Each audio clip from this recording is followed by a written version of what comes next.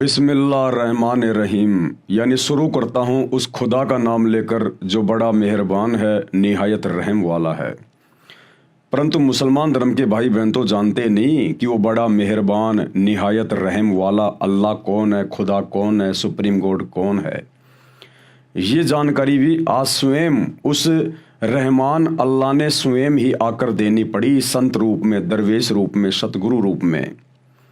और ये पवित्र पुस्तक मुसलमान नहीं समझे ज्ञान कुरान, ये पवित्र आसमानी पुस्तक, इसको आसमानी पुस्तक इसलिए कहते हैं क्योंकि ये परमेश्वर के कर कमल से, अल्लाहु कबीर के कर कमल से लिखी गई है, जो वर्तमान में धरती पर सतगुरु रामपाल जी के रूप में स्वयं प्रकट हैं। तो ये ज्ञान यहाँ धरती का नहीं है, ये ज्ञान परमेश्वर के लोक का है, सतलोक का है। जिस खुदा ने, जिस कबीर परमेश्वर ने सृष्टि को रचा, कायनात को रचा, ये उसका ज्ञान है। इसलिए ये पवित्र आसमानी पुस्तक है, ओरिजिनल आसमानी पुस्तक। और ये बात 2028 के बाद पूरी दुनिया का मुसलमान समाज जो युग परिवर्तन 2028 के बाद जिंदा बचेगा वो अवश्य स्वीकार करेगा। इसलिए मुसलमान भाई बहनों को ये जानकारी भी वो अल्लाहु कबीर इबादत कबीरा खुद ही आकर देता है कि मैं तुम्हारा अल्लाह हूँ, परमात्मा हूँ, भगवान हूँ। और तुम यहाँ इस डुप्लीकेट अल्लाह को अल्लाह मान के, ये शैतान है, शैतान जो तुम्हें धोखा देके बैठा है। आज वर्तमान का पूरे विश्व का मुस्लिम समाज जिसे अपना खुदा मानता है, अल्लाह मानता है कि भाई उसने हज़रत मोहम्मद जी के ऊपर अपने फरिश्ते जब्राइल के माध्यम से या स्वयं जो कुरान शरीफ की आयतें नाजिल की थी वो हमारा खुदा है, अल्लाह है। नहीं, यही तो सबसे बड़ी भूल है। वो शैतान है, शैतान काल। ये पूरी हकीकत आपको उस समय समझ में आएगी जब आप सतगुरु रामपाल जी के प्रवचन सुनना शुरू करेंगे, उनके द्वारा बताई गई सृष्टि रचना को सुनेंगे, यूट्यूब पर उनके सत्संग देखेंगे और इस पुस्तक को अंत तक देख लेंगे। जितने भी वीडियो इसके ऊपर बनाए जा रहे हैं बिल्कुल क्लियर हो जाएगा, आप लोगों की शंकाओं का समाधान हो जाएगा, अंधेरा आंखों के आगे से हट जाएगा। परमेश्वर को लेकर, अल्लाहु कबीर को लेकर पूरा मुसलमान समाज इसी धोखे में है शैतान की प्रेरणा से कि अल्लाह तो धरती पे नहीं आता, अल्लाह मनुष्य शरीर में नहीं आता, अल्लाह खाता पीता नहीं है, अल्लाह तो बेचून है, अल्लाह दिखाई नहीं देता। अरे फिर वो अल्लाह ही क्या जो ना दिखाई देता, ना खाता, ना पीता, फिर वो है क्या, करता क्या? फिर वो जिसको किसी ने देखा ही नहीं, फिर ये दावा कैसे करते हो कि वो अल्लाह है? तो भैया अल्लाह साकार है, आप और हमारे जैसा है। अल्लाह ने हमें अपने रूप में बनाया है, बाइबल से आप जी प्रमाण देख चुके हैं। और सबसे बड़ी बात, वो अल्लाह जिसने पूरी कायनात को रचा, वो आज धरती पर सतगुरु रामपाल जी के रूप में स्वयं ही प्रकट है। देर सवेर ये बात पूरे विश्व को स्वीकार करनी पड़ेगी, या तो प्यार प्रेम से युग परिवर्तन से पहले सतगुरु के सत्संग सुनकर, या फिर युग परिवर्तन के बाद शैतान की चोट खाकर। तो शुरू करते हैं उसी अल्लाह इबादत कबीरा सुप्रीम गॉड के नाम से उनका जयकारा लगाते हुए। बिस्मिल्लाहिर्रहमानिर्रहीम। परमपिता परमात्मा, सारी सृष्टि के रचनहार, कुल मालिक, असंख्य ब्रह्मांडों के स्वामी, जगत गुरु, तीनों लोकों में प्रवेश करके सबका भरण पोषण करने वाले, राजाधिराज, आत्माधार, नाथों के नाथ, देवों के देव महादेव, सर्वेश्वर, महेश्वर, मृत्युंजय, अजरो अमर, आदि अनादि, सनातनी प्रभु, जगत पिता जगदीश्वर, श्री श्री 1008 की उपाधि के वास्तविक अधिकारी, अकाल मूरत शब्द स्वरूपी राम वासुदेव, सर्वगतम ब्रह्म, परम पूज्य, प्रथम पूज्य, परम संत, परम पुरुष, परम धनी, परम दयालु, सत्य कबीर, हक्का कबीर, अल्लाहु कबीर, अल्लाहु अकबर, बाखबर, अल्लाह ताला, जगत के तारणहार, जगत के मुक्तिदाता, जगत के जगन्नाथ, हारे के सहारे, हिंदुओं के राम, मुसलमानों के अल्लाह, सिखों के वाहिगुरु, ईसाइयों के मसीह, दया के सागर दयानिधि, करुणा के सागर करुणानिधि, स्वयंभू परिभू, संकट मोचन, कष्ट हरण, मंगल करण, दुख भंजन, अविगत कबीर, निर्विकार निर्विषम परमात्मा, अलय अलेख सतगुरु, आदि अनादि सतगुरु, असली मर्यादा पुरुषोत्तम, असली राम, असली कृष्ण, असली घनश्याम, असली मुरारी, राजाओं के राजा, महाराजाओं के महाराजा, शहंशाहों के शहंशाह, सम्राटों के सम्राट, भगवानों के भगवान, अल्लाहों के अल्लाह, प्रभुओं के प्रभु, मसीहाओं के मसीह, सच्चे वाहे गुरु, बाबाओं के बाबा, पीरों के पीर, सेठों के सेठ, जगत सेठ, सावड़सा सेठ, सर्वगुण संपन्न, अनंत कोटि कलाओं के स्वामी, अनंत कोटि ब्रह्मांडों के नायक, योगियों में महायोगी, ध्यानियों में महाध्यानी, सिद्धों में परम सिद्ध, ज्ञानियों में तत्व ज्ञानी, ब्रह्म ज्ञानी, महाज्ञानी, परम ज्ञानी, सर्वश्रेष्ठ ज्ञानी, विज्ञानी, युवा कबीर, समृद्ध कबीर, असमवात, अमित ओझा, सच्चे रहनुमा, करीम अल्लाह, सुभान अल्लाह, दुनिया के अंतिम पैगंबर। 8 सितंबर 1951 से गांव धनाना, जिला सोनीपत, हरियाणा, भारतवर्ष की पावन भूमि पे प्रकट रियल कल की भगवान श्री नारायण साकार हरि, श्री बाबा साहेब, नूर अनंत परमात्मा, सच्चे दरवेश, सच्चे मुर्शिद, संत श्रोमणी सतगुरु रामपाल जी परमेश्वर जी के चरण कमल में लाइव वीडियो देख रहे देश विदेश से आप और हम सभी भाई बहनों का अनंत कोटि दंडवत प्रणाम। तो भाई और बहनों, ये पवित्र पुस्तक जो परम पूज्य परमेश्वर इबादई कबीरा सतगुरु रामपाल जी ने धरती पे प्रकट होकर लिखी है, पूरे विश्व के मुसलमान समाज के लिए, उनको सच्चे खुदा और सच्ची इबादत की जानकारी देने के लिए। यदि आपने अभी तक इस पुस्तक पर बन चुके पहले के 6 वीडियो नहीं देखे हैं तो आपको ज़रूर देखने चाहिए। उनमें बहुत सारी ऐसी बातें हैं जो बातें आपके मुल्ला मौलवियों ने आपको कभी भी नहीं बताई होंगी। तो उन वीडियो को देखे बिना आप जी आगे की वीडियो नहीं समझ पाएंगे। तो आज के वीडियो में गुरुदेव भगवान हमें कुरान में आगे बढ़ाने से पहले कुछ एक महत्वपूर्ण बातों की जानकारी दे रहे हैं कि अल्लाह के विषय में मुसलमान धर्म के मुल्ला मौलवियों ने, मुफ्तियों ने आम मुस्लिम समाज को जिस प्रकार से तत्व ज्ञान के अभाव में, सच्चे खुदा, उसकी सच्ची इबादत की जानकारी के अभाव में जिस प्रकार आम मुस्लिम समाज को भ्रमित कर दिया गया है धर्म के ठेकेदारों के द्वारा, मुल्ला मौलवियों के द्वारा, कबीर परमेश्वर को लेकर, अल्लाह कबीर को लेकर, उसकी भक्ति को लेकर, आज उन सभी गलत धारणाओं का प्रमाणों के साथ में आप ही के धर्म की पवित्र पुस्तकें दिखा दिखा के, आयतें बता बता के खंडन किया जाएगा। और समझदार को संकेत ही काफी होता है। और जब तक शंकाओं का समाधान नहीं होगा तब तक आप भक्ति नहीं कर पाओगे।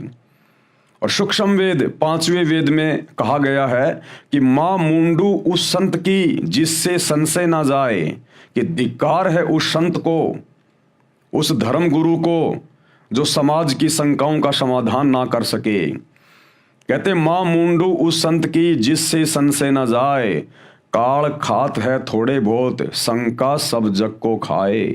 ये काल तो रोजाना 1 लाख ही खाता है, लेकिन ये शंका ये पूरी दुनिया को खाए बैठी है, किसी को सही भक्ति नहीं करने दे रही है। तो भाई और बहनों, आगे बढ़ते हैं आज इस पवित्र पुस्तक में। पवित्र पुस्तक मुसलमान नहीं समझे ज्ञान कुरान, और इस पुस्तक का आज ये 7वें नंबर का वीडियो है। परमेश्वर हमें क्या कुछ समझा रहे हैं। पवित्र ग्रंथ कुरान में प्रवेश से पहले, यानी हम कुरान शरीफ में आगे बढ़ें, आप लोगों को बहुत सारे प्रमाण और सबूत दिखाएं एकमात्र सुप्रीम गॉड के विषय में, उसकी सच्ची इबादत के विषय में। उससे पहले बहुत सारी बातें जो धर्म गुरुओं के द्वारा समाज में फैला रखी हैं, जो उनकी अपनी मनमानी बातें हैं, आज उनका खंडन किया जाएगा।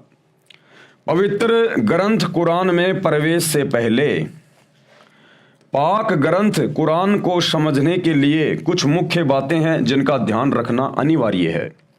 नंबर 1, कुरान मजीद का ज्ञान नाजिल करने वाले खुदा ने, यानी शैतान ने, कुरान शरीफ या कुरान मजीद का ज्ञान हजरत मोहम्मद जी पर नाजिल किया था। शैतान ने, हिंदू धर्म में जिसको काल कहते हैं, उसने अपने नबी ए करीम मोहम्मद वसल्लम को सृष्टि की उत्पत्ति करने वाले अल्लाह के विषय में संपूर्ण जानकारी नहीं दी, क्योंकि शैतान को स्वयं नहीं पता उस कबीर अल्लाह के विषय में, उसकी सच्ची इबादत के विषय में। तो भला अपने नबी हजरत मोहम्मद को वो शैतान, वो काल कहाँ से पूरी जानकारी उपलब्ध करवा देता।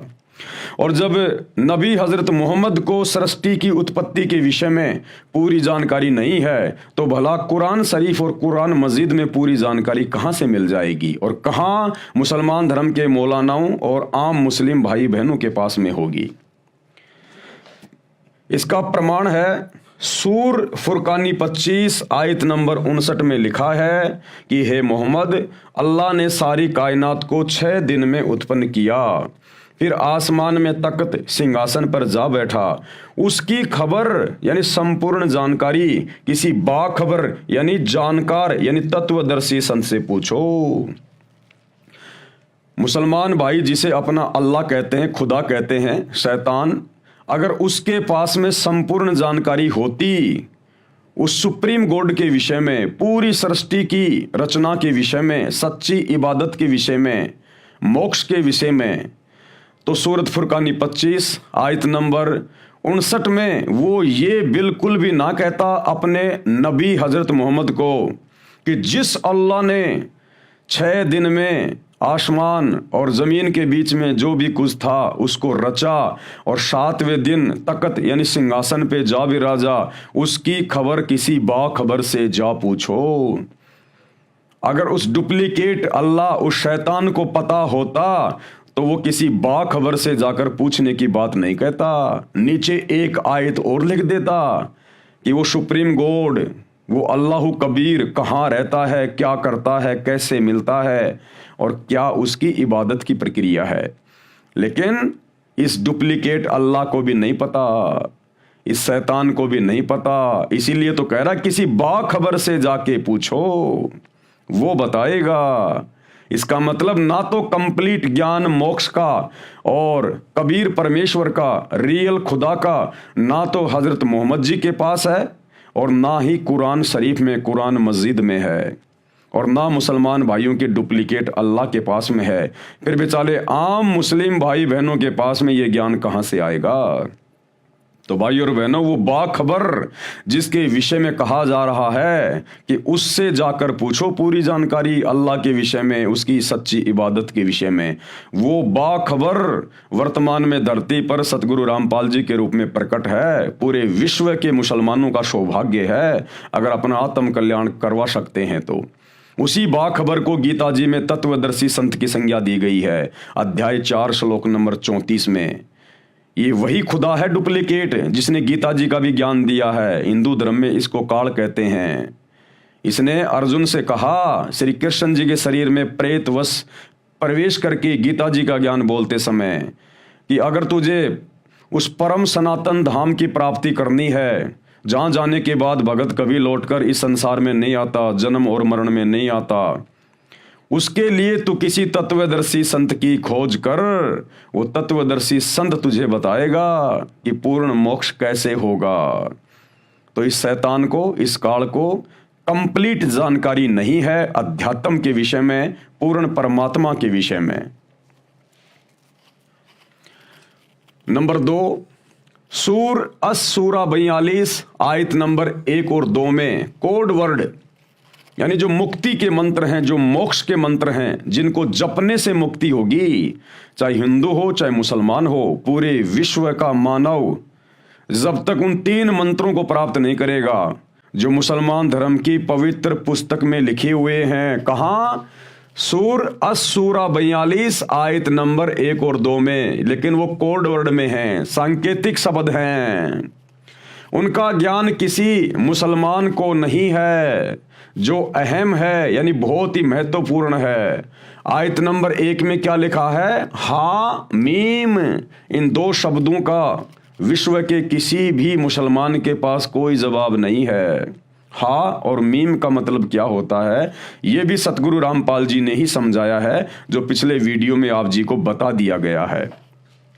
और ऐन सीन काफ ये हैं वो 3 मंत्र, लेकिन ये कोड वर्ड में हैं, ये सांकेतिक हैं। ऐन सीन काफ ये जपने के मंत्र नहीं है। सतगुरु रामपाल जी बताएंगे कि ऐन क्या मंत्र है, इसके पर्दे के पीछे कौन सा कोड वर्ड है, सीन क्या है और काफ क्या है। वो 3 मंत्र क्या हैं जिनके जपने से पूर्ण मुक्ति होगी, मोक्ष होगा, जन्म मरण का रोग समाप्त होगा, नरक में जाने से बच सकते हो, 84 में गधे कुत्ते सूअर बनने से बच सकते हो। यही 3 मंत्र गीता जी अध्याय 17 श्लोक नंबर 23 में लिखे हुए हैं। ओम तत् सत, क्योंकि दोनों ग्रंथों का ज्ञान देने वाला डुप्लीकेट अल्लाह वही है, शैतान।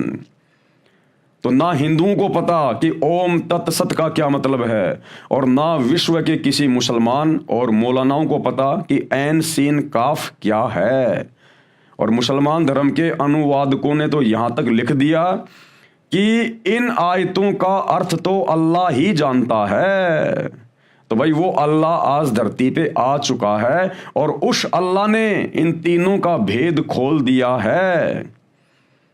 उस अल्लाह ने पूरी जानकारी निकाल के रख दी है, नींबू की तरह निचोड़ के रख दिया। मुसलमान धर्म की पुस्तकों को जो सार ज्ञान था वो निकाल के दे दिया है, और कई हजारों की संख्या में मुसलमान भाई बहन सतगुरु रामपाल जी से उपदेश लेकर अपनी आत्मा का कल्याण करवा रहे हैं, और ये 3 मंत्र ऐन सीन काफ इसका जाप कर रहे हैं। जो जाप करने का नाम है, नाम के जाप बिन जीव का कल्याण नहीं हो सकता। नंबर 3, नबी मोहम्मद जी को कुरान ज्ञान देने वाला खुदा प्रत्यक्ष नहीं मिला। यानी हजरत मोहम्मद को जिसने कुरान शरीफ का ज्ञान दिया था वो उनको प्रत्यक्ष आके नहीं मिला। वो किसी के सामने प्रकट नहीं होता। वो शैतान, वो काल, उसने सौगंध खा रखी है, उसने कसम खा रखी है अपनी पत्नी दुर्गा के माध्यम से और अपने तीनों पुत्रों ब्रह्मा विष्णु महेश के माध्यम से सबको धोखे में रख के यहां पर भ्रमित किए बैठा है। वो किसी के सामने नहीं आता। पर्दे के पीछे से नमाज आदि करने का हुक्म हुआ था। अगर वो परमात्मा था, खुदा था, तो खुदा का तो चेहरा देखने से खुशी होगी, उसको मिलना चाहिए था।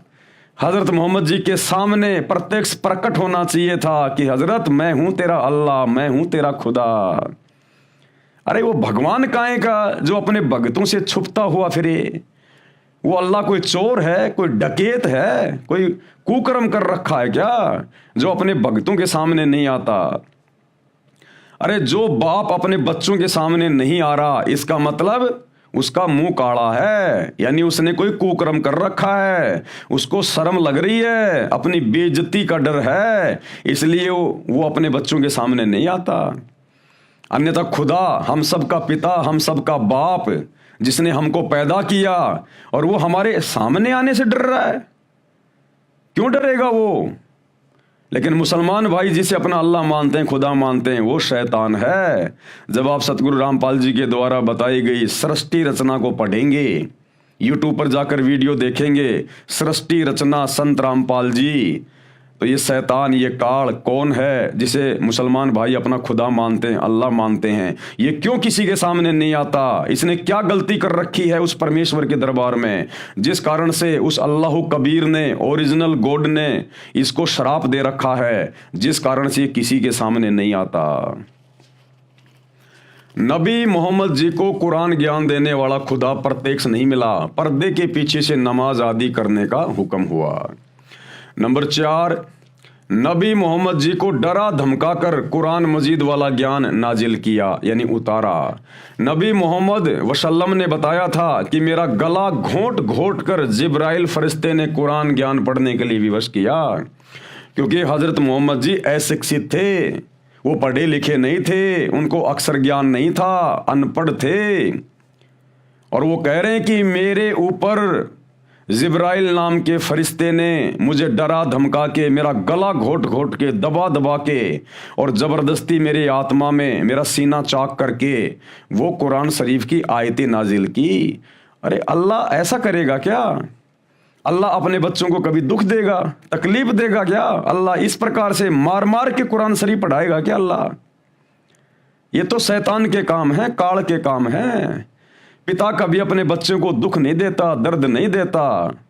अरे वो खुदा, उसके पास तो असंख्य सिद्धियां हैं, वो तो 1 सेकंड में अपने नबी का दिमाग चेंज कर दे, अनपढ़ को पढ़ा के रख दे, डरा धमका के, सीना चाक करके, अंदर आयतें डालना, फरिश्तों के माध्यम से डराना धमकाना।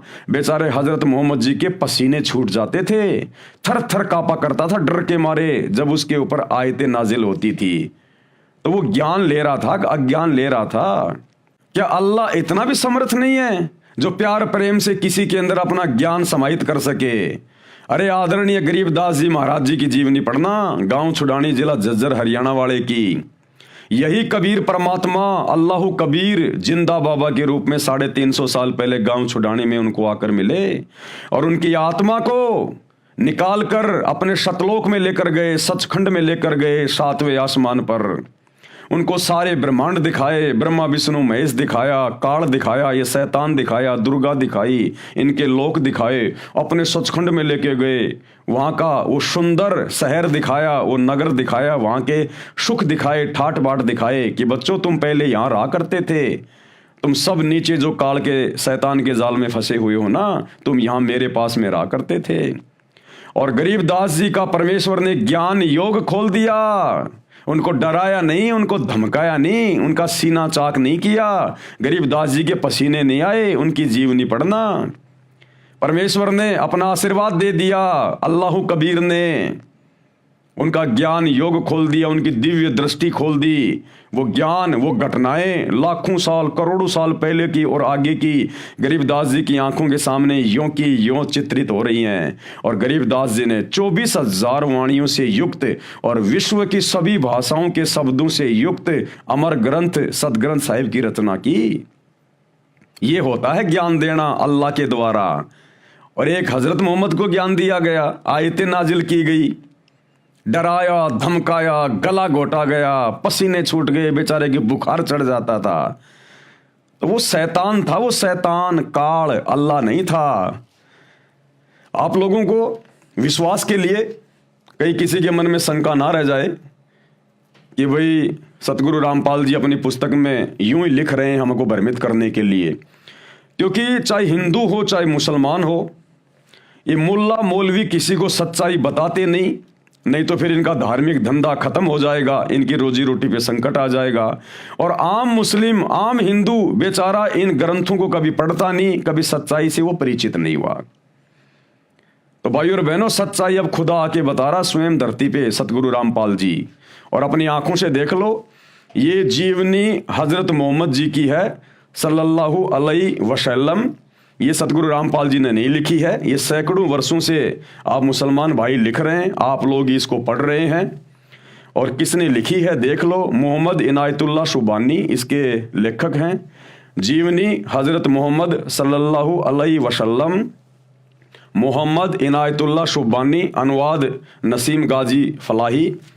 ये टेलीफोन नंबर है जहाँ से हम लोग खरीद के लाए थे, Madina Islamic book depot center 273 Ramganj Bazaar Jaipur, ये उनके मोबाइल नंबर हैं। कहीं आप सोचो कि पवन दास ने अपने घर से बना दी होगी। मरकजी मकतबा इस्लामी पब्लिशर्स नई दिल्ली 110025। ये सारे सब कुछ इनके कॉपीराइट वगैरह, ईमेल वगैरह, कहाँ से छपी है, क्या एड्रेस है, ये सारा सब कुछ लिखा हुआ है ताकि किसी को कोई शंका ना हो। और इस पुस्तक में जब हम आगे बढ़ेंगे, पेज नंबर 70 पे, पेज नंबर 70 पे जब आप बढ़ोगे, 70, 71, 72, ये 3 पेज इसके पढ़ के देख लेना। जिस समय हजरत मोहम्मद जी के ऊपर शैतान के द्वारा, उस डुप्लीकेट अल्लाह के द्वारा आयतें नाजिल की गई थी जब्राइल फरिश्ते के माध्यम से, तो क्या हालत हो गई थी बेचारे की हजरत मोहम्मद की। मन में तरह तरह के विचार गूंजने लगते, आपको अपने बारे में शक होने लगता, कहीं मैं मानसिक रोगी तो नहीं।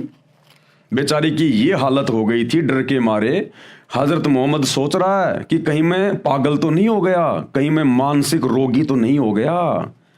अरे भगवान, अगर खुदा अगर किसी को मिलेगा और अपना ज्ञान देगा, आयतें उतारेगा, तो ऐसी हालत हुआ करती है क्या भगत की, जैसी बेचारे हजरत मोहम्मद की हो गई। इतना मानसिक संतुलन खो बैठा, डिस्टर्ब हो गया पागलों की तरह।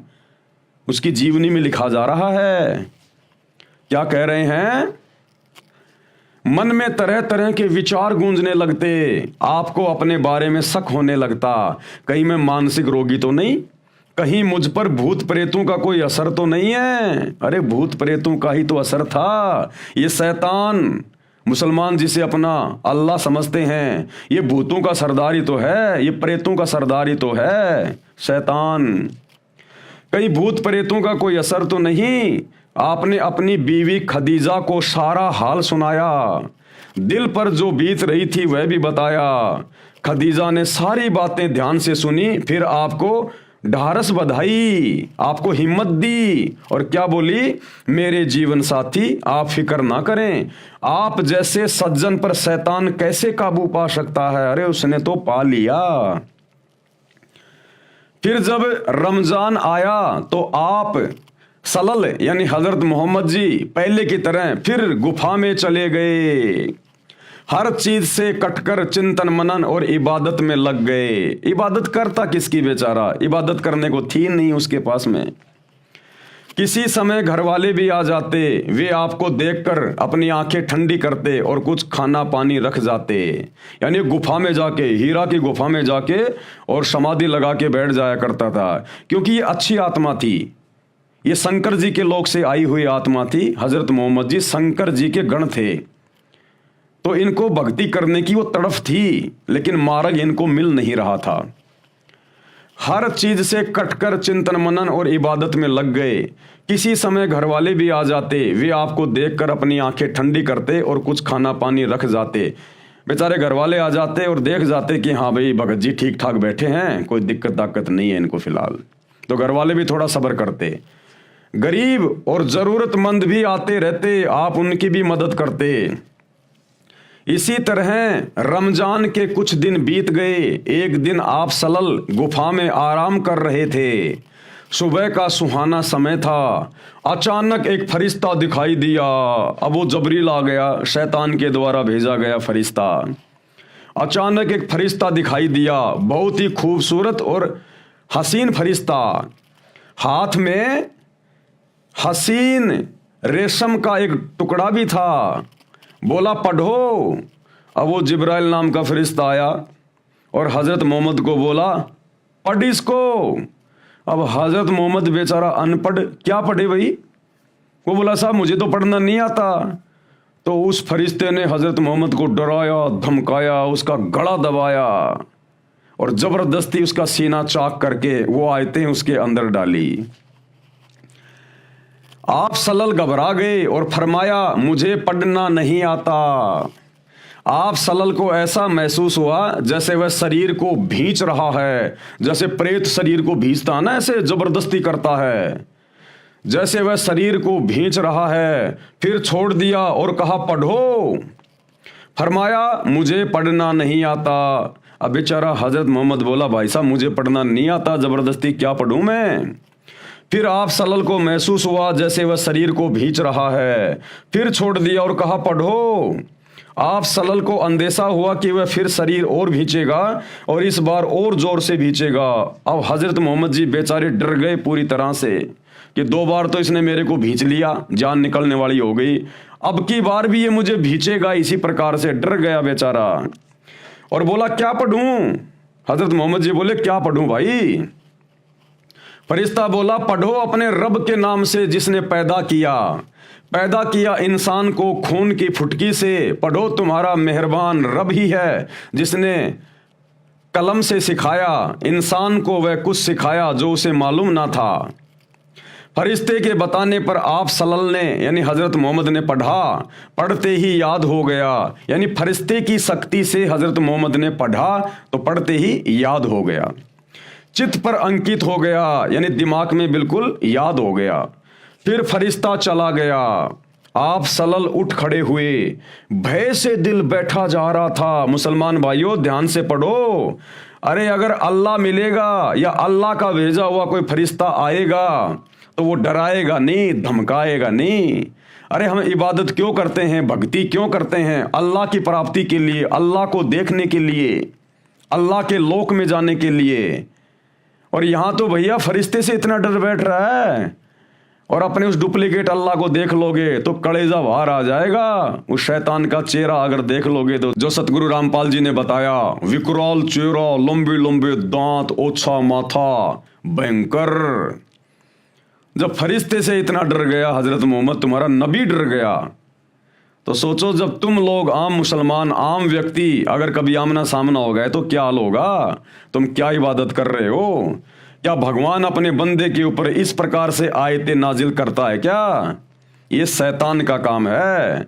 भय से दिल बैठा जा रहा था, घबराहट से चेहरा उतरा हुआ था। आप सहमी सहमी निगाहों से गुफा में हर तरफ देखने लगे, डर के मारे देखने लगे मोहम्मद जी कहीं है या गया, है या गया। भयभीत हो गया बेचारा, घबराहट से चेहरा उतरा हुआ था। आप सहमी सहमी निगाहों से गुफा में हर तरफ देखने लगे। हैरानी और घबराहट की हालात थी। दिल ही दिल में सोचने लगे। अब मन ही मन में क्या सोचने लगे हजरत मोहम्मद जी, अभी मुझे किसने बातें की हैं, कौन मुझे पढ़ा कर गया है। अरे अगर वो करीम अल्लाह, सुभान अल्लाह, रहमान अल्लाह अगर आता तो प्यार प्रेम से आता, उसके सामने बैठता, मीठी मीठी बातें करता और अपना आशीर्वाद दे के हजरत मोहम्मद के अंदर पूरा का पूरा ज्ञान डाल देता। तोते की तरह बोलने लग जाता, तोते की तरह। जब आप सतगुरु रामपाल जी के सत्संग सुनना शुरू करेंगे तो आपको पता चलेगा ये कबीर परमेश्वर, कबीर अल्लाह जब 650 साल पहले बनारस के काशी में आए थे, 120 साल तक लीला करके सहशरीर अपने सतलोक गए थे। तो एक समय बनारस के तोताद्री शहर में पंडितों का भंडारा था। वहां पर कबीर परमेश्वर ने, इस कबीर भगवान ने, सुप्रीम गॉड ने एक भैंसे को जो कि घास चर रहा था, उस भैंसे को इशारा किया कि भैंसाराम इधर आ, क्योंकि वहां पर पंडितों का भंडारा चल रहा था। और कबीर जी उस समय जुलाहा जाति में आए हुए थे, लीला कर रहे थे और उनके मुंह बोले गुरु थे पंडित रामानंद जी। तो ब्राह्मणों को पता था कि पंडित रामानंद जी आएंगे तो वो कबीर भी आएगा, और कबीर नीची जाति का है। ब्राह्मणों के भंडारे में अगर वो भोजन करने गया तो हमारी तो बेइज्जती हो जाएगी। तो पंडितों ने एक तरीका खोजा कि उस कबीर को दूर करने का एक ही तरीका है। कबीर है जुलाहा, अनपढ़ है, उसको वेदों का पता नहीं, तो हम एक शर्त रखेंगे कि भैया ब्राह्मणों के भंडारे में जो भोजन करेगा वो चारों वेदों के एक एक श्लोक सुनाएगा।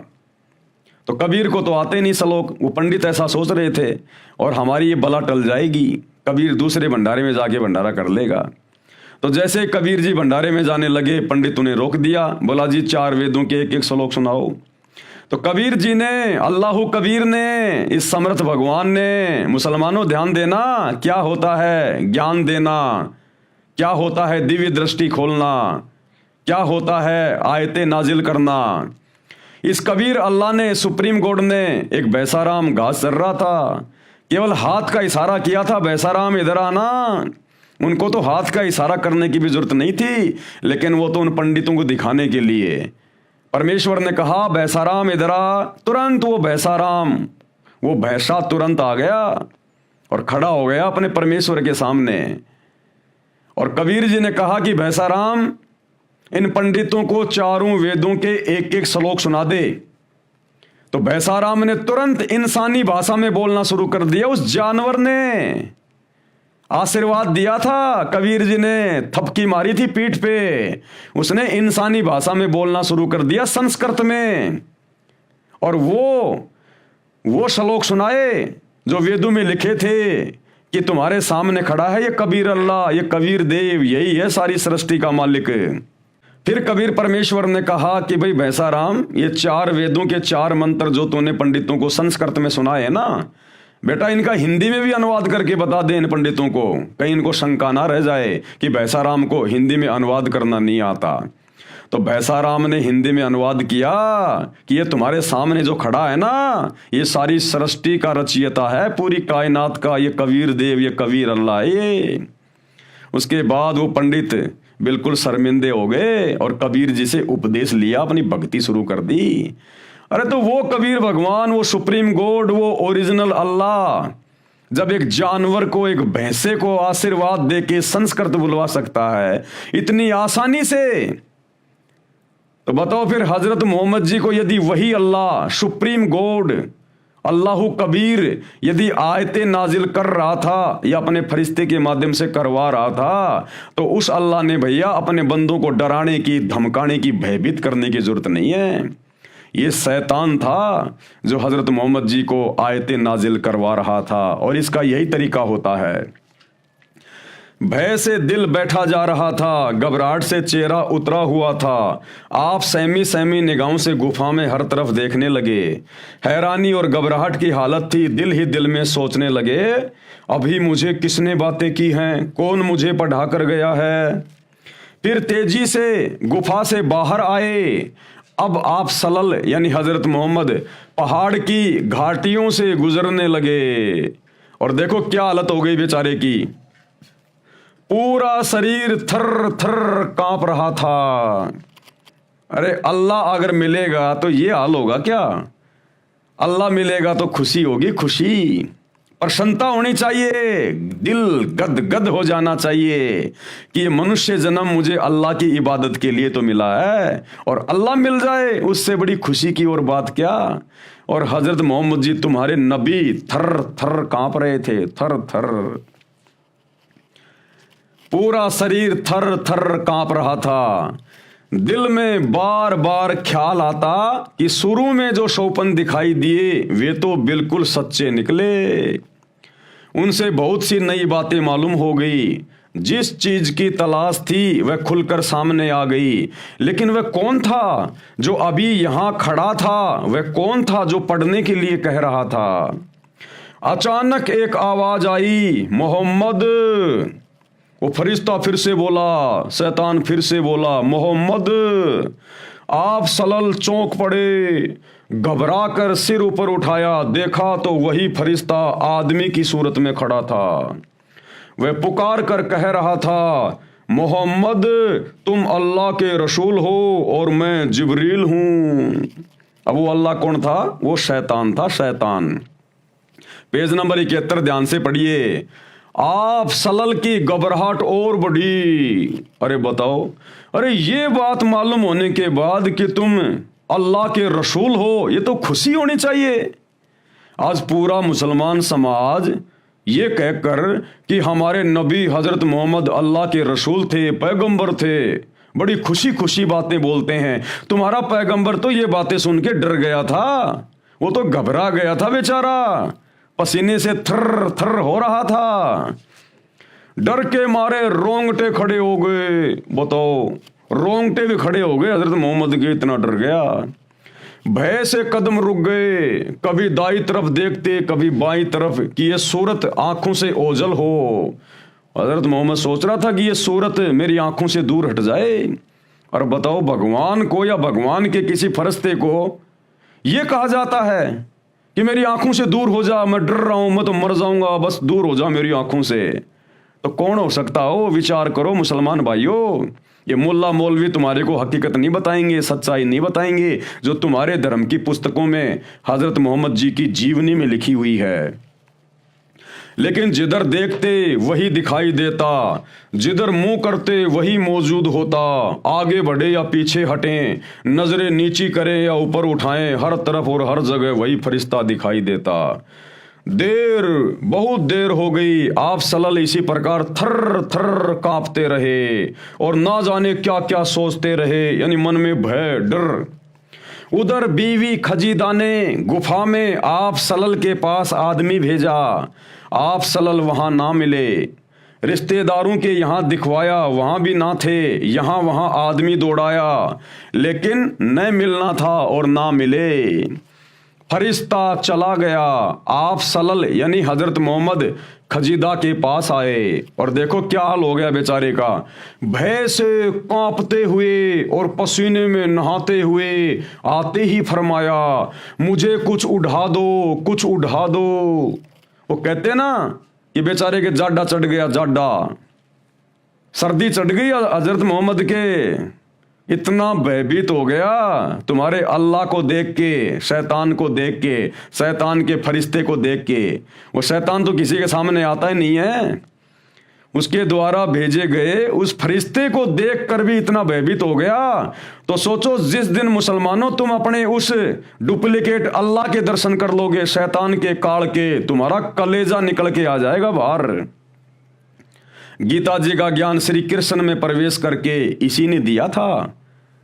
और बाद में जब इसने श्री कृष्ण जी के शरीर से बाहर निकलकर अपना ओरिजिनल रूप दिखाया गीता जी में, विराट रूप, तो अर्जुन जैसे योद्धा की भी पिंडियां कांपने लग गई, जैसे हजरत मोहम्मद की कांप रही थी। और अर्जुन ने कहा कि भगवान अपनी लीला को समेट लो, हे हजार हाथों वाले, हे सहस्त्राबाहु, अपनी लीला को समेटो और अपने उसी चतुर्भुज रूप में दर्शन दो, मेरा कलेजा फटा जा रहा है। वो वही शैतान था, वही खाड़ था जिसने अपना फरिश्ता हजरत मोहम्मद के पास में भेजा था। अरे अल्लाह, भगवान, परमात्मा, जिसका नाम सुनते ही आत्मा को ठंडक होती है, हम तो तरसते हैं उसके दर्शन के लिए। और भगवान अगर किसी को मिल जाए तो ये हालत हुआ करती है क्या? ये तो जैसे कोई भूत प्रेत मिल जाए, कोई जंगली जानवर मिल जाए, कोई शेर भेड़िया सामने आ जाए, तब आदमी की हालत हुआ करती है ऐसी, जैसे हजरत मोहम्मद जी की हो गई थी। तो वो अल्लाह नहीं था मुसलमान भाइयों, शैतान था, शैतान। फिर क्यों इबादत कर रहे हो तुम? अरे उसी अल्लाह के पास जाने के लिए तो इबादत कर रहे हो। अरे उसी जन्नत में जाने के लिए तो तुम इबादत कर रहे हो जहां हमारा अल्लाह मिलेगा। क्या करोगे उस अल्लाह को देख के? तुम्हारा कलेजा फट जाएगा जब तुम्हारे नबी की ये हालत हो गई। तुरंत बीवी खदीजा ने चादर उड़ा दी। आप सल्लल्लाहु की ये हालत देखकर वे बहुत घबरा गई। अब सोचो, जिसकी पत्नी भी अपने पति की हालत देख के इतनी घबरा गई हो, तो सोचो उस समय तुम्हारी नबी की क्या हालत हो गई होगी उस शैतान को देख के, जिब्राइल को देख के। दिल में तरह तरह के अंदेशे उमड़ने लगे। क्या आपकी तबीयत खराब हो गई? क्या आपको जाड़ा बुखार आ गया है? क्या कोई मुसीबत आ पड़ी? वो बीबी खदीजा पूछ रही है। जब मन कुछ शांत हुआ, भय कुछ दूर हुआ, शरीर की कपकपी में कमी हुई, तो बीवी खदीजा ने पूछा, आप थे कहाँ और आपको हुआ क्या? आप सल्लल्लाहु ने उनकी तरफ देखा। ऐसा महसूस हो रहा था जैसे आप बेबस होकर रह गए, मानो मुसीबतों का पहाड़ टूट पड़ा हो। बताओ, मुसीबतों का पहाड़। अरे अगर अल्लाह किसी को मिलेगा तो मुसीबतों का पहाड़ टूटेगा या फिर खुशी की कोई सीमा नहीं रहेगी? अरे अल्लाह भगवान तो अपने भगत के ऊपर आने वाले मुसीबतों के पहाड़ को टालता है, और यहां तुम्हारे हजरत मोहम्मद के ऊपर तुम्हारे अल्लाह ने मुसीबतों का पहाड़ तोड़ दिया। ये तो उल्टा हो गया, बिल्कुल उल्टा काम शैतान करता है। मानो मुसीबतों का पहाड़ टूट पड़ा हो। बताओ फिर क्या करोगे भक्ति करके? क्या करोगे इबादत करके उस अल्लाह की? क्यों मस्जिदों में धक्के खा रहे हो, मज़ारों पे धक्के खा रहे हो? जब उसकी भक्ति करने से, आमना सामना होने से मुसीबतों का पहाड़ टूटता है, तो क्यों ऐसी बेवकूफ़ी कर रहे हो फिर तुम भक्ति करके? जब तुम्हारे नबी के ऊपर मुसीबतों का पहाड़ टूट गया तो तुम्हारा क्या हाल होगा? खदीजा, मैं तुम्हें क्या बताऊं कि मुझे क्या हुआ? फिर जो कुछ देखा था वह बयान किया। बीबी खदीजा थी बहुत समझदार। ये बातें सुनकर जरा भी न घबराई। उन्होंने आप सल्लल्लाहु को बहुत ही इज्जत की नज़र से देखा। उनके चेहरे पर यकीन और इत्मीनान की मुस्कुराहट थी। फिर आप सल्लल्लाहु को इत्मीनान दिलाया। बोली, चचा के लाडले, खुश हो जाइए और जो कह रहे हैं करते रहिए। यानी वो शैतान जो तुझे कह रहा है ना, वैसा ही करता रहे। तो भाइयों और बहनों, ये पूरी राम कहानी आप लोगों की आंखों के सामने है कि किस प्रकार से डरा धमका के उस अल्लाह के आदेश से, डुप्लीकेट अल्लाह के आदेश से, शैतान के आदेश से, और जिब्राइल नाम के फरिश्ते ने उस अनपढ़ हजरत मोहम्मद को डरा धमका के, भींच भींच के और ज़बरदस्ती ये कुरान का ज्ञान उनके दिमाग में डाला। तो ये अल्लाह के कर्म नहीं होते। अगर अल्लाह के कर्म देखने हैं, अल्लाह की शक्ति, उसकी रहमत देखनी है, आदरणीय गरीबदास जी की जीवनी पढ़ लेना, आदरणीय दादू जी की जीवनी पढ़ लेना। दादू जी को भी वही कबीर अल्लाह जब ये 7 साल की उम्र में थे उनको मिले थे आकर, और ऐसे उनकी आत्मा को अपने लोक में ले गए, सब कुछ दिखाया और उनको दिव्य दृष्टि दे दी, पूरा का पूरा ज्ञान उनके अंतःकरण में डाल दिया। जैसे दादू जी वापस अपने शरीर में आए 3 दिन बाद, पूरा का पूरा ज्ञान ऐसे वाणियों में, दोहों में बोलने लग गए।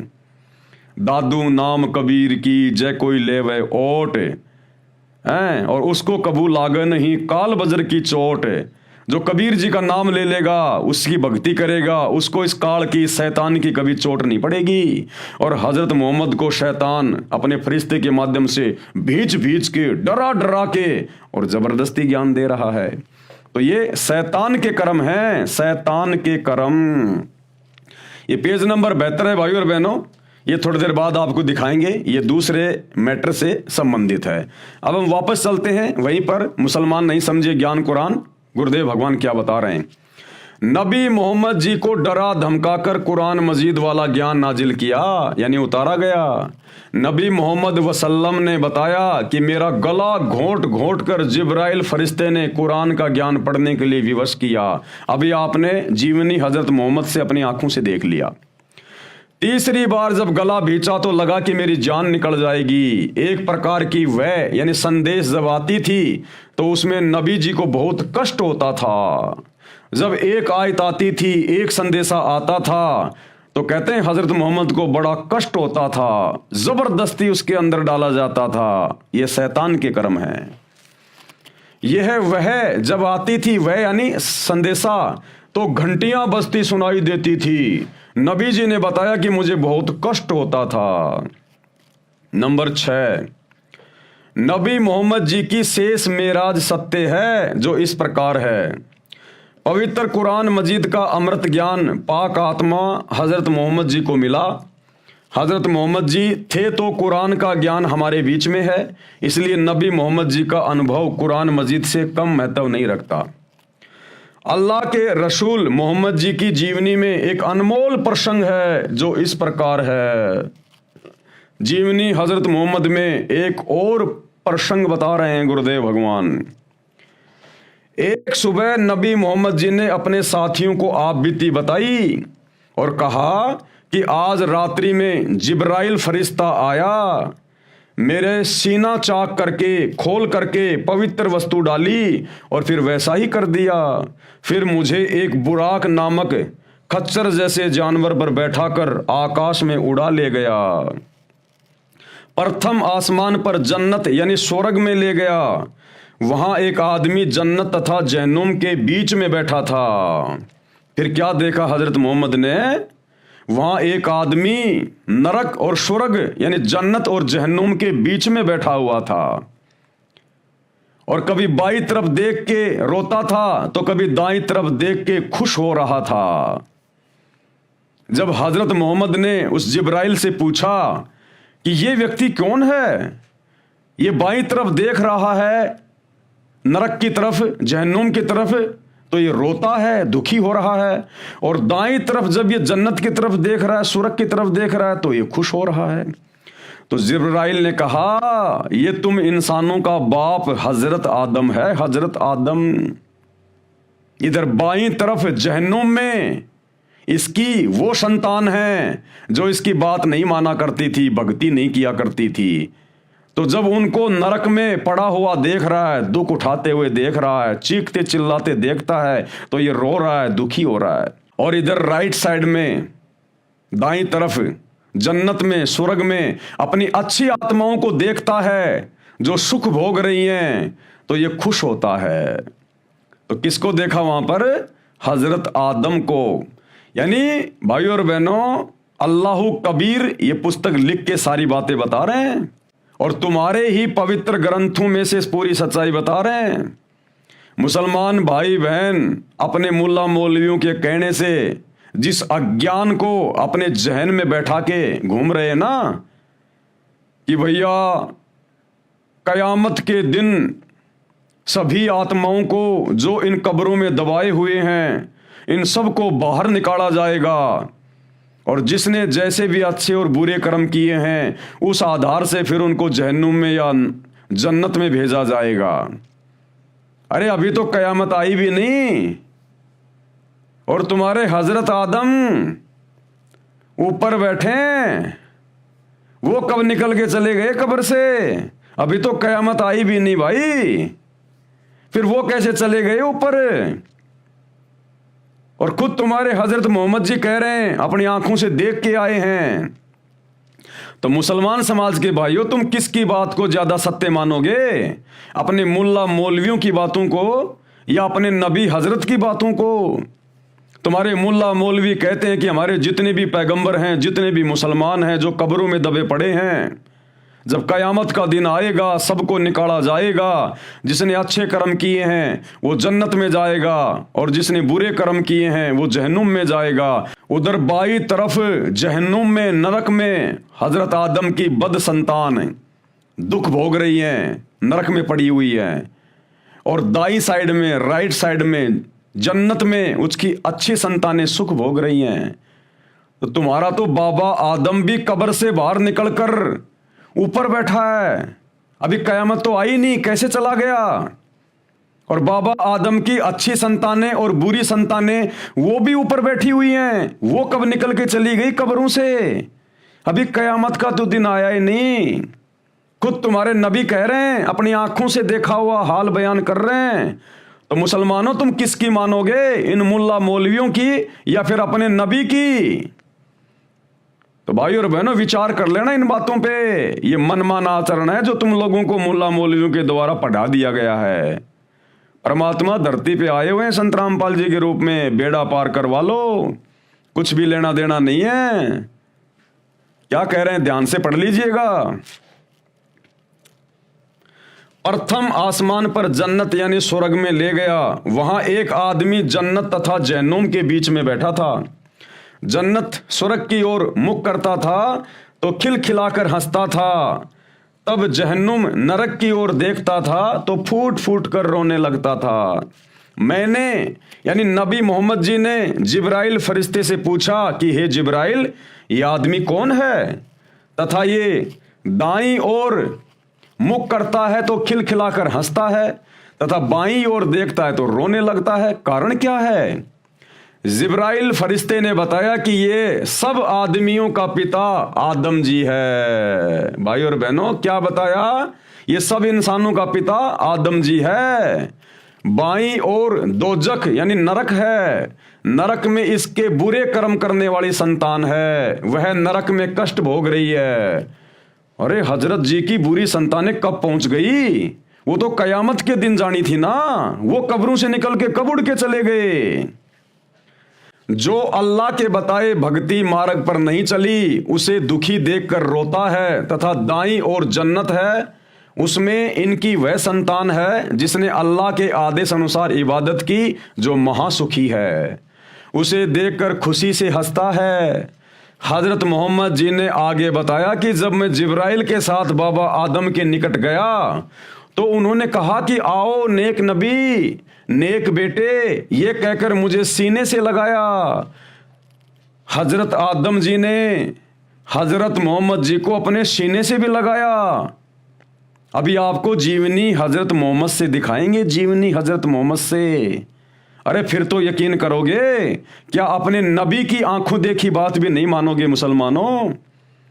फिर तुम काहे सच्चे खुदा की सच्ची इबादत कर रहे हो, जो अपने नबी की बात नहीं मान रहा और इन मुल्ला मौलवियों की झूठी बातों के ऊपर पूरा ध्यान लगा के बैठे हो? देखिएगा ये का ये प्रकरण ऐसा का ऐसा।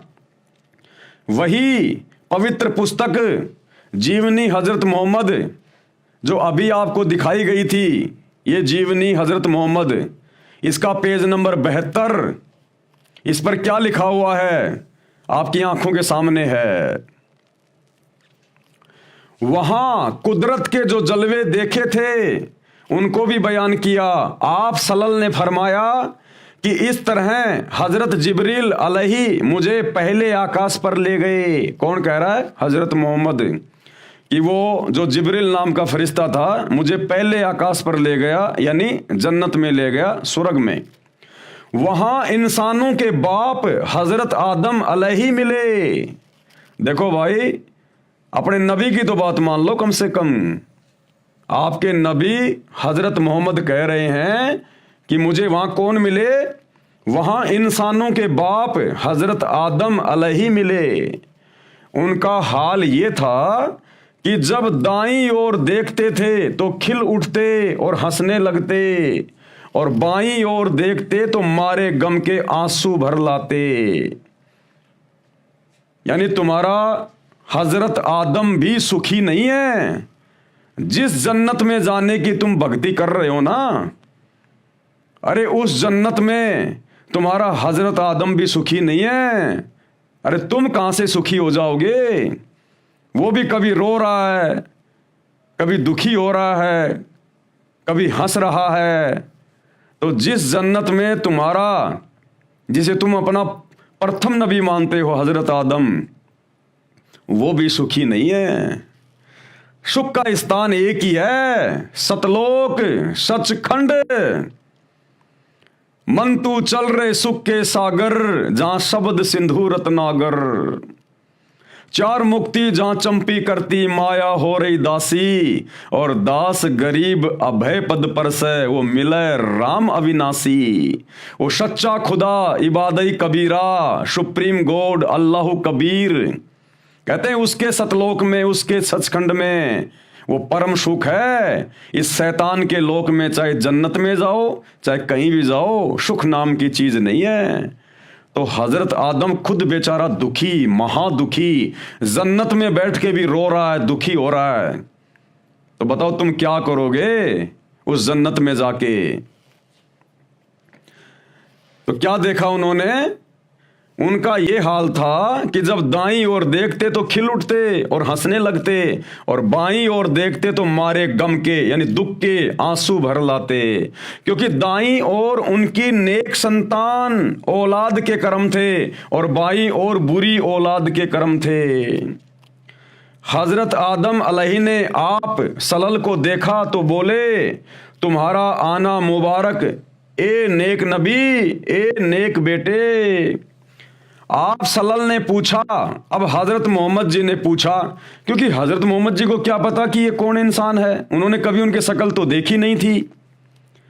तो जिब्राइल नाम के फरिश्ते ने उस आदमी को रोते हुए, कभी हंसते हुए, और जब उसने हजरत मोहम्मद को कहा कि ए नेक नबी, ए नेक बेटे, तेरा आना मुबारक हो, तो हजरत मोहम्मद ने देखा ये मेरा कौन रिश्तेदार है भाई, मैं इसको जानता ना पहचानता। तो जिब्राइल से पूछा, जो नबी को नीचे से ऊपर लेकर गया था। क्या पूछा हजरत मोहम्मद ने? आप सल्लल्लाहु ने पूछा, जिब्रील ये कौन है? उन्होंने जवाब दिया, ये आदम अलैहि है, सारे इंसानों के बाप। ये भैया तुम्हारा बाबा आदम है। फिर जिब्रील अलैहि आप सलल को दूसरे आकाश पर ले गए, फिर तीसरे पर इस तरह आगे बढ़ते गए। आप सलल जिस नबी के पास से गुजरते, ये मनमोहक शब्द कानों में गूंजते। आगे और बहुत सारी जानकारी है, आपको मैटर के अनुसार समझाएंगे। अभी केवल आपको इतना ही समझाना था कि हजरत आदम जिनको जन्नत में बैठा हुआ खुद आपके नबी हजरत मोहम्मद ने देखा, तो बताओ भैया कौन से दिन चुपके से निकल के चला गया? अरे वो तो कयामत के बाद में जाना था ना। तुम्हारा नियम बता रहे हो तुम मुसलमान भाई कि जब कयामत हो जाएगी उसके बाद इन कब्रों में जितने भी मुसलमान लोग सो रहे हैं, गड़े हुए हैं, इन सबको बाहर निकाला जाएगा, और जिसने अच्छे कर्म किए हैं वो जन्नत में ले जाया जाएगा, जिसने बुरे कर्म किए हैं वो जहन्नुम में ठोका जाएगा। ठीक है भैया, जिसने अच्छे कर्म किए वो तो चला गया जन्नत में तुम्हारे अनुसार, जिस मुसलमान ने बुरे कर्म किए वो चला गया नरक में, जहन्नुम में। अब मुझे ये बताओ, जो मुसलमान पागल है, मेंटली डिस्टर्ब है, ना उसको अच्छे कर्मों का पता, ना उसको बुरे कर्मों का पता, अरे वो कहाँ जाएगा? अरे वो मुसलमान कहाँ जाएगा जिसको ना अच्छे कर्मों का पता, ना जिसको बुरे कर्मों का पता? तो कोई मुल्ला मौलवी इन बातों का जवाब नहीं दे पाता। और वो मुसलमान कहाँ जाएंगे भाई जो मां के पेट में ही मर गए, गर्भ में। अरे औरतों के बच्चे पेट में खराब हो जाते हैं ना, तो वो मुसलमान कहां जाएंगे जो मां के गर्भ में मर गए? बताओ वो जन्नत में जाएंगे या जहन्नुम में जाएंगे? वो छोटे छोटे बच्चे जो कोई 4 साल का होके मरा है, कोई 10 साल का होके मरा है, जिसको ना अच्छे कर्मों का पता था ना जिसको बुरे कर्मों का पता था, वो बच्चे कहां जाएंगे फिर, जहन्नुम में या जन्नत में? तो इन बातों का किसी मुसलमान मुल्ला मौलवी के पास में कोई जवाब नहीं होता। तो भाई और बहनों, ये तुम्हारे ऊपर आशीर्वाद बरस रहा है अल्लाह कबीर का, सतगुरु रामपाल जी भगवान का। अगर इस शैतान के षड्यंत्र से बाहर निकल सकते हो तो मुसलमान भाइयों निकल जाना, एक गोल्डन चांस है। अल्लाह किसे कहते हैं, एक बार सतगुरु रामपाल जी से उपदेश लेके पहले उनका ज्ञान समझो, सत्संग सुनो घर बैठे मोबाइल पर, और फिर एक बार उनसे उपदेश लेकर भक्ति करके देखो, तुम्हारे को वो अकल्पनीय सुख मिलेंगे जिन सुखों की कल्पना कभी हजरत आदम ने भी की थी लेकिन मिले नहीं। हजरत मोहम्मद को भी वो सुख नहीं मिले, वो ऐसो आराम नहीं मिला, वो शांति नहीं मिली तुम्हारे नबी को भी, जो तुम यहां सतगुरु रामपाल जी की भक्ति करके उठा सकते हो, क्योंकि ये सुप्रीम गॉड है, इबादत ही कबीरा धरती पे प्रकट है। हजरत मोहम्मद जी ने आगे बताया कि जब मैं जिब्राइल के साथ बाबा आदम के निकट गया तो उन्होंने कहा कि आओ नेक नबी, नेक बेटे, ये कहकर मुझे सीने से लगाया। अभी आपने उनकी जीवनी में भी देख लिया, और कौम की उन्नति करने का आशीर्वाद दिया। फिर जिब्राइल फरिश्ता मुझे आगे जन्नत में ऐसे स्थान पर, दूसरे आसमान पर ले गया जहां पर नबियों की जमात बैठी थी। अब लो जी, तुम्हारे सारे नबी तो ऊपर बैठे हैं। अरे भैया, ये सारे नबियों की जमात बैठी हुई थी वहां पर, हजरत मोहम्मद जी ने अपनी आंखों से देखा। अरे भाई, अभी कयामत तो आई नहीं, वो दिन तो आया नहीं, फिर ये नबियों की जमात, यानी ये नबियों की भीड़, नबियों की मंडली जो हजरत मोहम्मद जी ने वहां पर अपनी आंखों से देखी, अरे वो कब कब्रों से निकल के चली गई। मुसलमान भाइयों, आप लोगों को मूर्ख बनाया जा रहा है शैतान के द्वारा। ये मुल्ला मौलवी सब शैतान के प्रभाव में है। सच्चे खुदा की सच्ची इबादत कर लो, सतगुरु रामपाल जी की, नहीं तो बहुत बुरी बनेगी आने वाले समय में। जहां पर नबियों की जमात बैठी थी, हजरत दाऊद जी, अब कौन कौन से नबी बैठे थे वहां? हजरत दाऊद जी, हजरत मूसा जी, हजरत ईसा आदि 1,80,000 नबी वहां उपस्थित थे। उन्होंने मुझे विशेष सम्मान दिया, मैंने उन सबको नमाज अदा करवाई। इसके पश्चात जिब्राइल ने मुझे ऊपर जाने को कहा, और जिब्राइल तथा बुराक दोनों वहीं रह गए। यानी उस शैतान की शक्ति से हजरत मोहम्मद अकेला ऊपर चला गया, तथा वो जिब्राइल नाम का फरिश्ता और वो बुराक, वो खच्चर जैसा जानवर जिस पर बैठा कर हजरत मोहम्मद को ऊपर लेकर गया था, वो वहीं रह गए, और शैतान ने केवल हजरत मोहम्मद को अपनी शक्ति से ऊपर बुला लिया। मैं अकेला, कौन? नबी मोहम्मद जी आगे गया, सीढ़ियां चढ़ी, तब पर्दे के पीछे से आवाज आई। अरे पर्दे के पीछे से आवाज देने की क्या जरूरत थी मेरा भाई? अगर तू अल्लाह था जहां हजरत मोहम्मद गया था और जिसने नमाज का आदेश दिया था, अगर वही सुप्रीम गॉड है, अल्लाहु अकबर अल्लाहु कबीर है, अरे तो पर्दे के पीछे से आवाज देने की क्या जरूरत थी? सामने आके बोलता ना, सामने आता, अपने नबी से मिलता, अपने नबी को प्यार करता, प्रेम करता, बढ़िया बढ़िया खाना खिलाता, और जो भी कोई देनी थी, नमाज, बंग, रोजा, जो भी कोई ज्ञान देना था, अपने नबी को देता। आप आदरणीय गरीबदास जी की जीवनी पढ़िए, आदरणीय धर्मदास जी की जीवनी पढ़िए, आदरणीय सिख धर्म के प्रवर्तक श्री नानक जी की जीवनी पढ़िए, दादू पंथ के प्रवर्तक आदरणीय दादू जी की जीवनी पढ़िए, संत गीसा दास जी की जीवनी पढ़िए। इन सभी को परमात्मा अपने सतलोक में लेकर गया, धरती पर आकर संत रूप में, और सतलोक में उनको वहां सिंहासन पर बैठा हुआ दिखाया अपने आप को, आमने सामने, बीच में कोई पर्दा नहीं, तेजोमय शरीर, नर रूप, चमचमाता चेहरा, नूरी शरीर, एक रोमकूप में, यानी एक बाल में 1 करोड़ चंद्रमा, 1 करोड़ सूरज, इससे भी ज्यादा रोशनी, मनमोहक रोशनी। उस अल्लाह ने, कबीर अल्लाह ने अपने दीदार दिए वहां, अपने ओरिजिनल रूप के दीदार सतलोक में सभी आत्माओं को, और उनको प्यार दिया, उनको प्रेम दिया। सभी की आत्माएं अपने अल्लाह को देख के गदगद हो गई। तो हजरत मोहम्मद को अपनी शक्ति से फिर जिसने ऊपर लिया ना, और जो पर्दे के पीछे से आवाज लगा रहा है, वो शैतान है, शैतान काल। जब आप सृष्टि रचना पढ़ेंगे सतगुरु रामपाल जी के कर कमल से लिखी हुई या उनके मुख कमल से बोली हुई उनके सत्संगों में, तब आपकी आंखें खुलेंगी। ये शैतान क्यों किसी के सामने नहीं आता? इसने सौगंध खा रखी है कि ये मेरा घटिया अटल नियम है, मैं किसी को अपने ओरिजिनल रूप में दर्शन नहीं दूंगा। आदमी का कलेजा फट जाएगा अगर इसका चेहरा देख लेगा तो। इसलिए पर्दे के पीछे से आवाज लगाई। अरे आवाज लगाई तो कोई इंसान ही तो होगा। गधे की आवाज में थोड़ी बोला था, हाथी की आवाज में थोड़ी बोला था। हजरत मोहम्मद केवल इंसानों की तो भाषा समझता था, गधे की भाषा थोड़ी समझता था। तो हजरत मोहम्मद को जो आवाज दी पर्दे के पीछे से, वो इंसान की तो आवाज थी। तो इंसान जैसा है ना वो, लेकिन वो सामने नहीं आता। उसका घटिया अटल नियम है, गीता जी में साफ साफ लिखा हुआ है।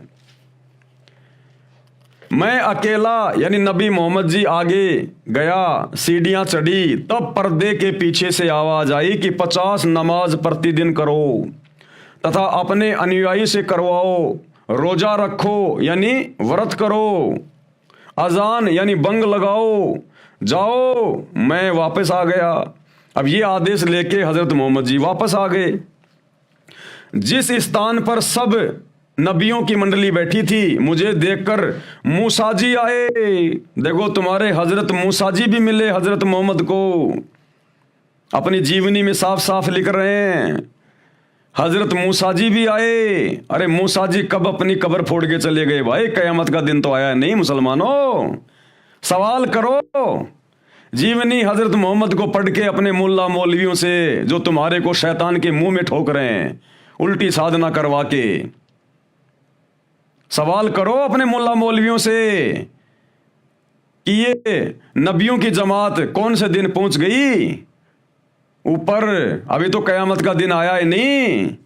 और अगर ये मुल्ला मौलवी तुम्हें भ्रमित करें कि नबी कभी भी जा सकता है, नबी कभी भी आ सकता है, नबियों के ऊपर कोई रोक टोक नहीं है, तो ठीक है भैया, चलो तुम्हारी बात बड़ी कर देते हैं कि नबियों के ऊपर कोई रोक टोक नहीं है। लेकिन वो हजरत आदम की वो बुरी संतानें, वो तो नबी नहीं थे, जो नरक में पड़े हुए थे, जहन्नुम में पड़े हुए थे।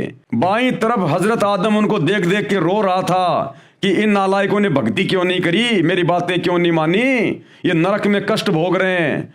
तो हजरत आदम की जो बुरी संतानें थी, जो नरक में दुख भोग रही थी, कष्ट भोग रही थी, अरे वो तो नबी नहीं थे, फिर वो कैसे पहुंच गए नरक में, जहन्नुम में? तो ये मुल्ला मौलवियों का पाखंड अब नहीं चलेगा। परमात्मा धरती पे आ गया, अल्लाह कबीर संत रामपाल जी के रूप में, सारे पत्ते खोल के रख दिए। अब जिसने अपना आत्म कल्याण कराना होगा वो तो भैया उनके सत्संग सुन के उनकी शरण में आ जाएगा। और बाकी जिसने शैतान का भोजन ही बनना है, गधा कुत्ता शोर बन के घूमना है, वो भैया करते रहो अपनी साधना। मैं वापस आ गया। जिस स्थान पर सब नबी मंडली बैठी थी, मुझे देखकर मूसा जी आए और पूछा कि अल्लाह ने क्या हुक्म फरमाया। मैंने हजरत मोहम्मद जी ने बताया कि मुझे तथा मेरी कौम को 50 समय नमाज करने का आदेश दिया है, तथा रोजा यानी व्रत तथा अजान यानी बंग लगाने को भी कहा है। तब मूसा जी ने कहा कि प्रतिदिन 50 वक्त नमाज कौम नहीं कर पाएगी, कि भैया दिन में 50 बार कौन नमाज करेगा? फिर खाएंगे क्या, कमाएंगे क्या, काम धंधा क्या करेंगे? वापस जाओ, थोड़ी बहुत कम करवा के लेके आओ, कुछ कम करवाओ, वापस जाओ, अर्ज करो। करते कराते अंत में 5 वक्त नमाज का हुक्म मिला कि भैया दिन में 5 बार तो करनी पड़ेगी। रोजा तथा अजान भी करना फरमाया, जो वर्तमान में किया जा रहा है।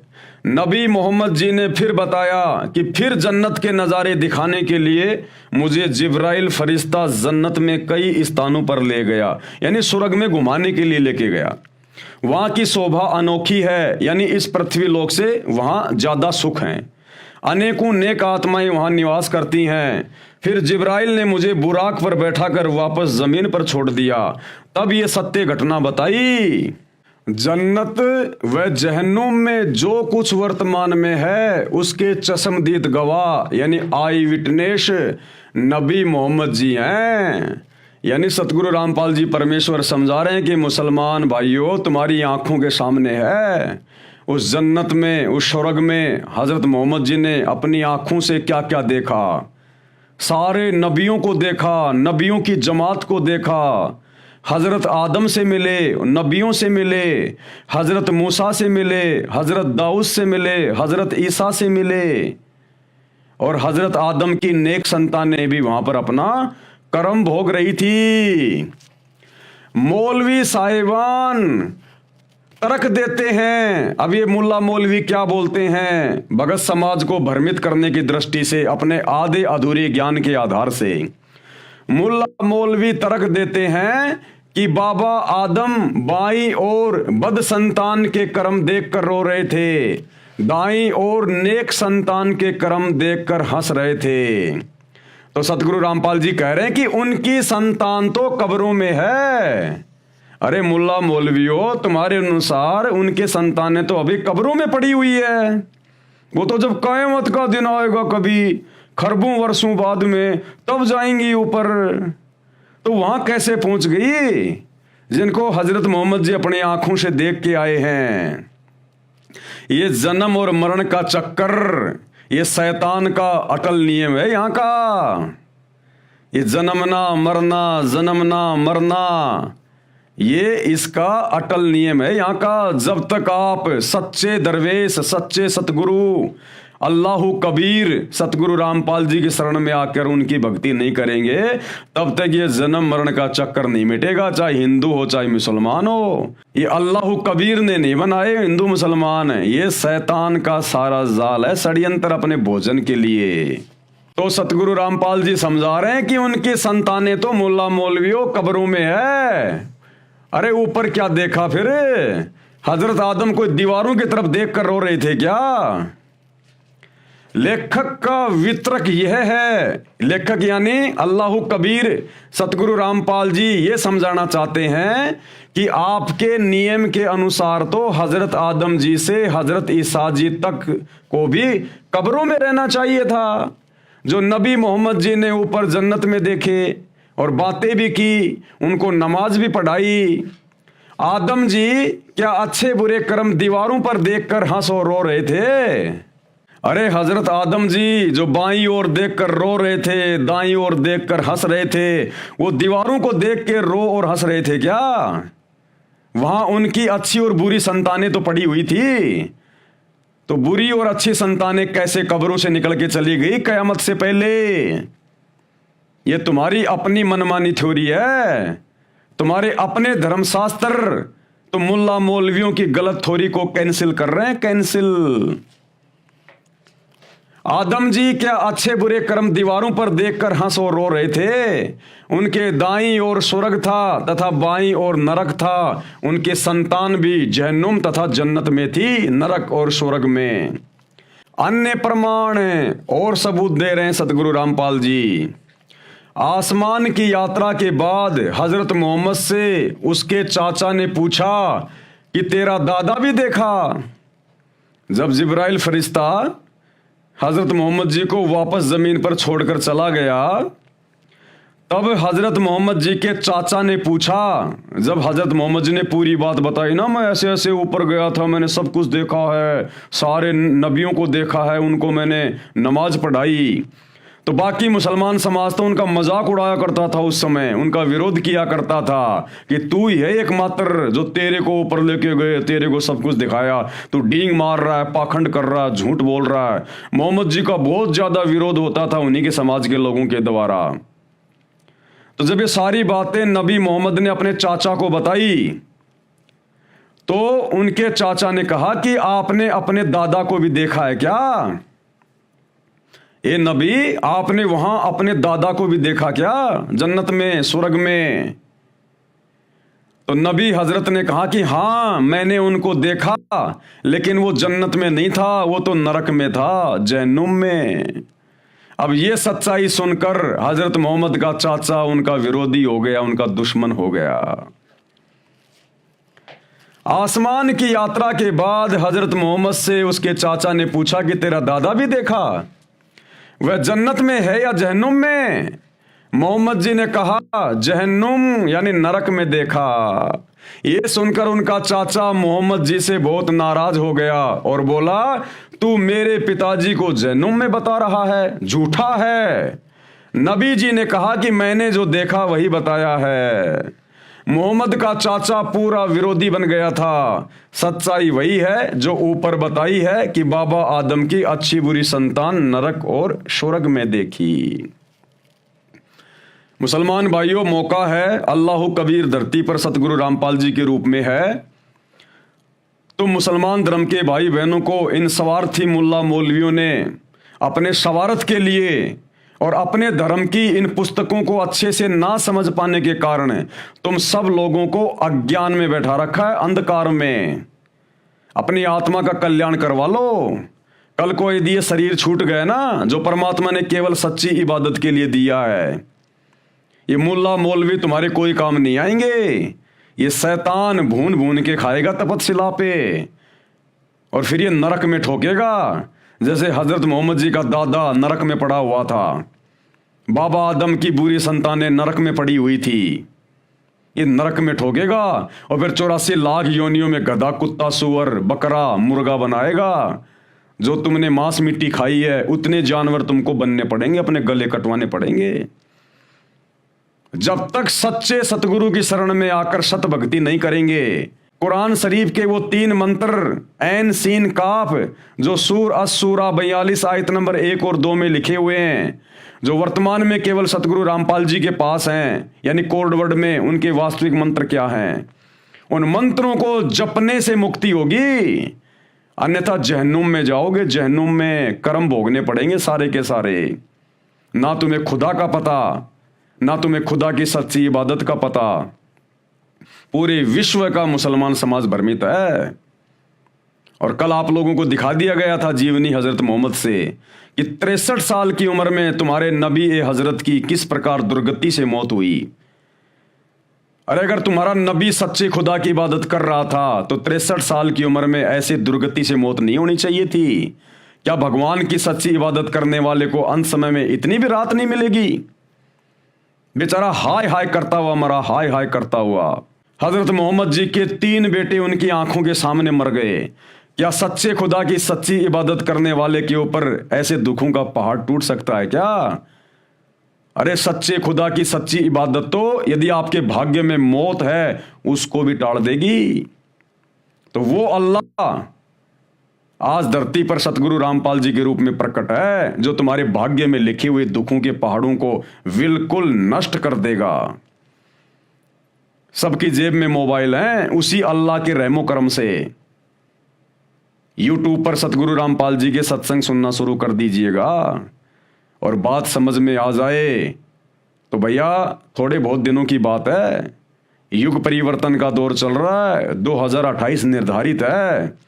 और आप देख रहे होंगे वर्तमान में किस प्रकार से देश विदेश में प्राकृतिक आपदाओं का दौर शुरू हो चुका है, भूकंप वगैरह। और हमारे भारत देश में भी किस प्रकार से हिंदू मुस्लिम होने की पूरी तैयारी हो रही है। घर से बाहर निकलना मुश्किल हो जाएगा। ये तुम्हारे मुल्ला मौलवी, तुम्हारे पीर पैगंबर, देवी देवता कोई काम नहीं आएंगे। सच्चे खुदा की सच्ची इबादत काम आएगी। और सच्चे खुदा से पूरा मुसलमान समाज मुंह मोड़ के बैठा हुआ है। तो भाई इस पाखंड से बाहर निकलो, मुल्ला मौलवियों के अज्ञान से बाहर निकलो। परमात्मा धरती पे आया हुआ है, पहचान करो, सत्संग सुनो, तभी पहचान हो पाएगी। बिना किसी के सत्संग सुने, उनके विचार सुने आप क्या निर्णय करोगे क्या सही है और क्या गलत है? तो भाई और बहनों, हमारी प्रार्थना है, केवल आपको जगा सकते हैं, संदेशा दे रहे हैं, मानना न मानना आपके अपने बुद्धि विवेक के ऊपर है। तो आज की वीडियो में हम केवल इतना ही लेंगे। कल हम इस पॉइंट पर चलेंगे, जन्म तथा मृत्यु पर विवेचन।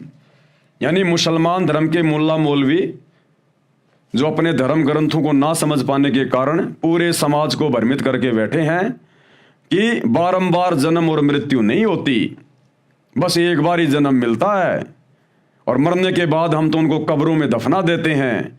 जब कयामत का दिन आएगा तब उनको कब्रों से अल्लाह के द्वारा बाहर निकाला जाएगा। जिनके अच्छे कर्म होंगे वो स्वर्ग में जाएंगे, जन्नत में जाएंगे। जिनके बुरे कर्म होंगे वो जहन्नुम में, नरक में जाएंगे।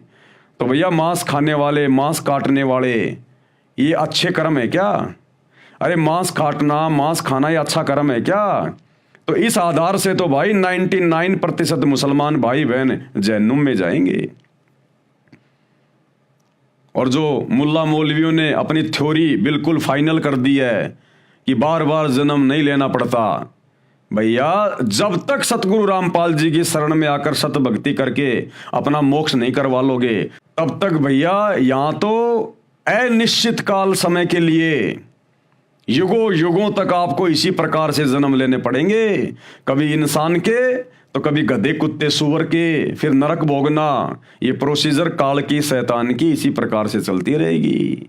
एकमात्र तरीका इस जन्म और मृत्यु के प्रोसीजर से बाहर निकलने का सतगुरु रामपाल जी के पास है। पूरे विश्व में, पूरी सृष्टि में किसी के पास नहीं है। और तो समझा ही सकते हैं, संदेशा ही दे सकते हैं, मानना न मानना आपके अपने संस्कार और बुद्धि विवेक पे निर्भर करता है। तो कल हम इस पॉइंट पे आगे बढ़ेंगे कि मुसलमान धर्म के मुल्ला मौलवियों की ये थ्योरी कि बारंबार जन्म और मृत्यु नहीं होती है, ये कितनी सही है और कितनी गलत है। आप ही के धर्म की पुस्तकों से आयतें दिखा दिखा के, नाम बता बता के आप जियों को प्रमाण दिए जाएंगे। तो आज के वीडियो में केवल इतना ही। कल रात्रि 8 बजे सभी भाई बहन फिर से लाइव जुड़िए। तब तक गुरुदेव भगवान हम सबको आज्ञा दें, इजाजत दें, सद्बुद्धि दें, आशीर्वाद दें। बंदी छोड़ अल्लाह कबीर सतगुरु रामपाल जी भगवान की जय हो।